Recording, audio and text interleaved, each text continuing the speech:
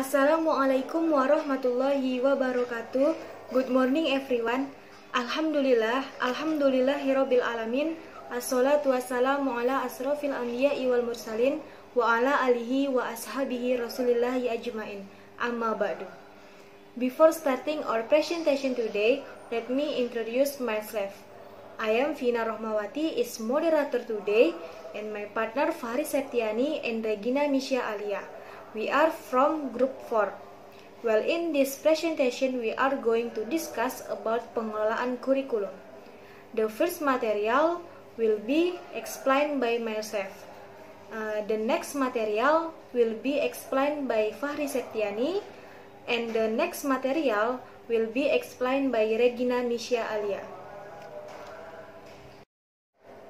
Baik, di sini saya akan menjelaskan tentang pengertian pengelolaan kurikulum. Pengelolaan kurikulum pendidikan merupakan penyelenggaraan pengadministrasian dan pengembangan program pendidikan nasional, termasuk pengabdian peningkatan serta pengembangan sarana fisik dan persoalan pendidikan nasional. Istilah manajemen kurikulum berasal dari dua kata, yaitu manajemen dan kurikulum. Kurikulum adalah semua kegiatan, pengalaman, dan segala sesuatu yang dapat mempengaruhi perkembangan kepribadian anak, baik yang terjadi di sekolah, halaman sekolah, ataupun di luar sekolah, atas tanggung jawab sekolah, agar peserta didik dapat menguasai kompetensi yang telah ditentukan. Manajemen kurikulum adalah sebagai suatu sistem pengelolaan kurikulum yang kooperatif, komprehensif, sistemik, dan sistematik dalam rangka mewujudkan ketercapaian tujuan kurikulum.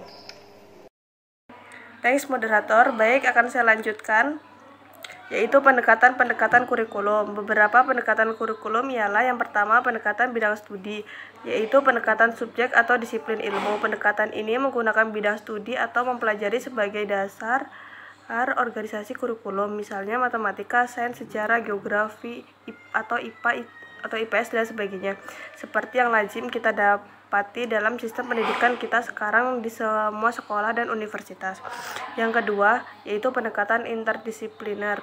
Berikut beberapa pendekatan interdisipliner dalam pengembangan kurikulum. Yang A, pendekatan broad field.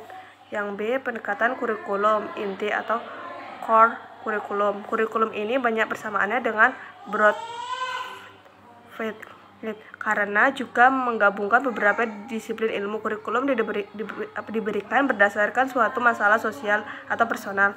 Yang C, pendekatan kurikulum inti di perguruan tinggi. Istilah inti core yang digunakan dalam kurikulum perguruan tinggi. Dengan core dimaksud dari semua disiplin ilmu yang dianggap layak dimiliki oleh setiap terdidik dan terpelajar. Yang D, pendekatan kurikulum fusi. Kurikulum ini memfungsikan atau menyatukan dua atau lebih disiplin tradisional menjadi bidang studi baru. Yang ketiga, pendekatan rekonstruksionisme.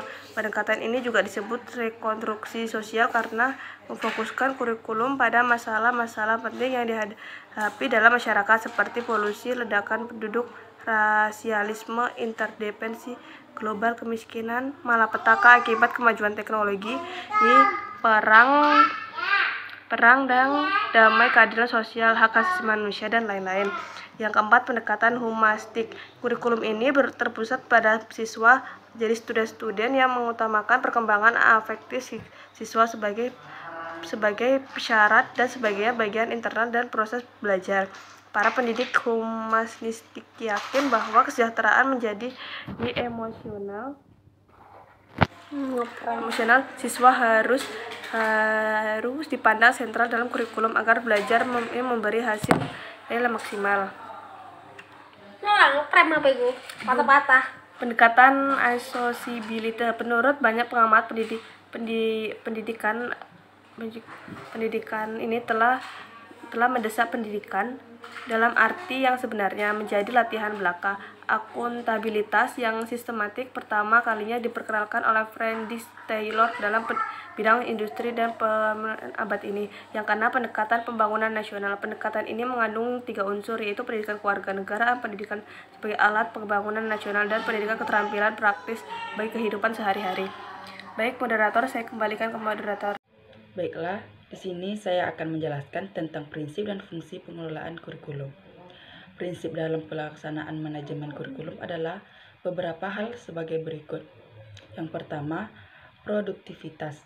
Hasil yang akan diperoleh dalam kegiatan kurikulum merupakan aspek yang harus dipertimbangkan dalam manajemen kurikulum. Yang kedua, demokratisasi. Pelaksanaan manajemen kurikulum harus berasaskan pada demokrasi yang menempatkan pengelola, pelaksanaan dan subjek didik pada posisi yang seharusnya dalam melaksanakan tugas dengan penuh tanggung jawab untuk mencapai tujuan kurikulum. Yang ketiga, kooperatif.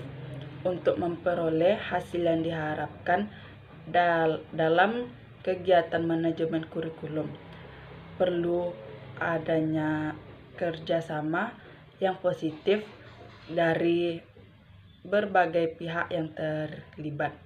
Yang keempat, efektivitas dan efisiensi.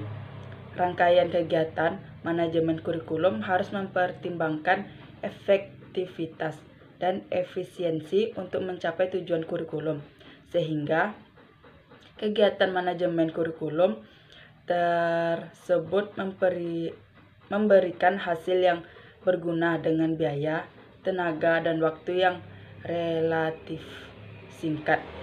Yang kelima, mengarahkan visi, misi, dan tujuan yang ditetapkan dalam kurikulum. Proses manajemen kurikulum harus dapat memperkuat dan mengarahkan visi, misi, dan tujuan kurikulum. Selain prinsip-prinsip tersebut, juga perlu mempertimbangkan kebijakan pemerintah maupun Departemen Pendidikan Nasional seperti UU SPN nomor 20 tahun 2003.